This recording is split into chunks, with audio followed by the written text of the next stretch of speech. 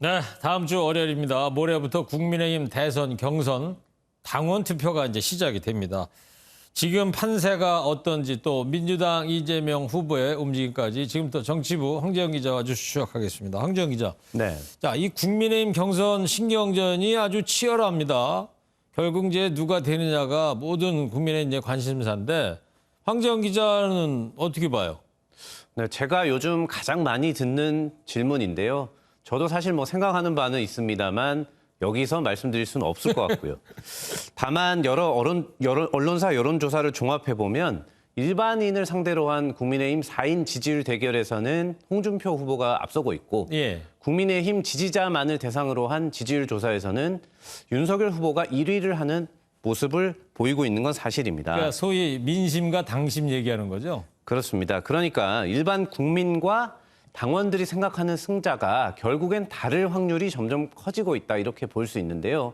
공교롭게도 이번 최종 경선은 일반 여론조사 50%, 당원 투표율 50% 딱 절반씩 반영하기 때문에 더욱더 예측이 어려운 상황입니다. 네. 때문에 뭐 여러 정치인이나 또 기자들이 또 이런 얘기 하지 않겠습니까? 그래서 누가 이기든 5%포인트 차이 이상은 좀 안 나지 않겠느냐. 굉장한 이제 접전을 예상하는 사람들이 많습니다. 네. 오늘 각 캠프 측에도 물어보니까 5%포인트 내외 뭐 큰 차이는 안 나는 그 정도의 차이의 승리를 자신들 하고 있었습니다. 네, 그렇군요.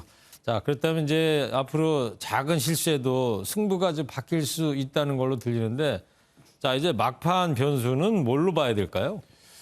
네, 윤석열 후보 측은 전두환 관련 망언으로 홍역을 한번 치르지 않았습니까? 예. 그래서 5일 최종 승자 발표 전에 광주를 가느냐 안 가느냐 이 여부가 남아 있습니다. 이에 대해서 오늘 윤 후보도 입장을 밝혔는데요. 먼저 들어보겠습니다. 나를 지금 몇 가지를 지금 보고 있는데요. 그거는 가기 직전에 발표를 할 겁니다. 네. 원래 2일 날 가기로 했던 거 아닙니까? 11월 2일 날?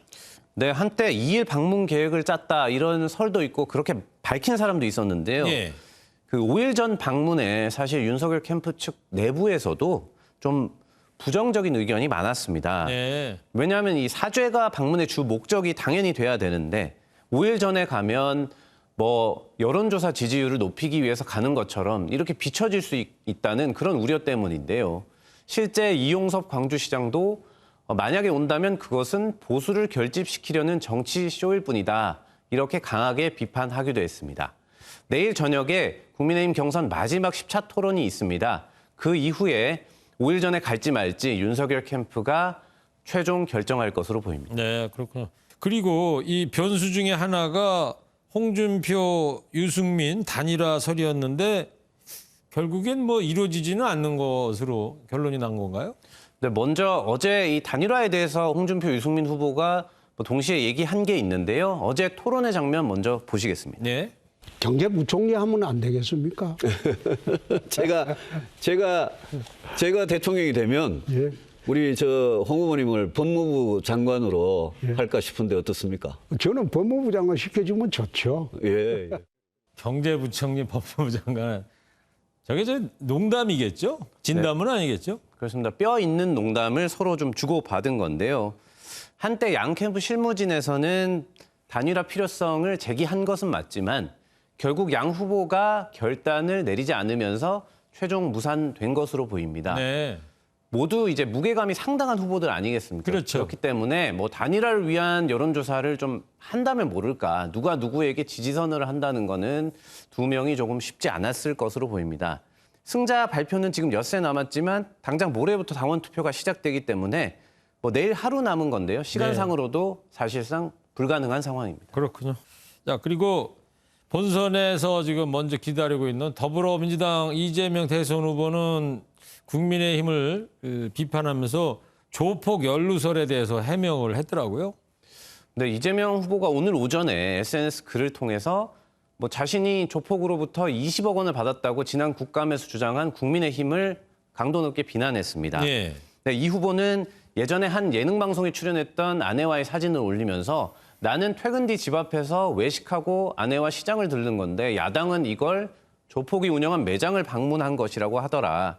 그리고 국민의힘은 내가 차명 계좌를 통해 돈을 받았다는데 계좌번호는 안 밝히고 있다. 라면서 차근차근 이런 것을 고치겠다. 현명한 국민 여러분만 믿는다. 이렇게 강조를 했습니다. 장문의 글로 이 조폭 연루설을 조목조목 해명한 거는 이번이 처음인데요. 네. 다음 주말부터는 이제 여당 후보인 이재명 후보와 제1야당의 한 명 후보가 이제 4개월간의 격전을 시작하지 않습니까? 이재명 후보가 치열한 다툼을 오늘 예고한 것으로 해석됩니다. 꼭 일주일 뒤면 이제 민주당에서 국민의힘 후보가 이제 결정이 되겠군요. 그리고 말이죠. 다음 주 금요일 날 11월 5일 날 몇 시에 발표를 합니까? 국민의힘에서는? 네, 국민의힘 최종 후보 지명식은 오후 2시에 시작인데요. 실제 이름을 호명하는 건 2시 40분에서 한 3시 사이 그 정도로 예상됩니다. 아, 그렇군요. 잘 들었습니다. 지금까지 황재영 기자였습니다.